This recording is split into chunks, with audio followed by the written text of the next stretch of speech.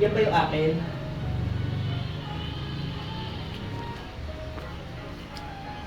Ba? Oh. Baka meron kayo diyang crib na, crib tuloy. Ang tawag dito? Stroller. Stroller for twin. Baka meron dyan.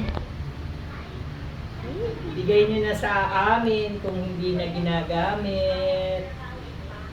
Para po sa aming twin. Oy.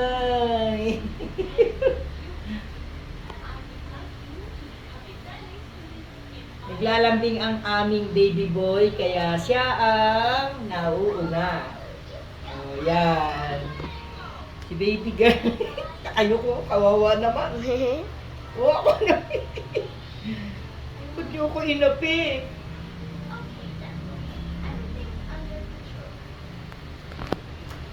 Baon na dyan. Picturean mo.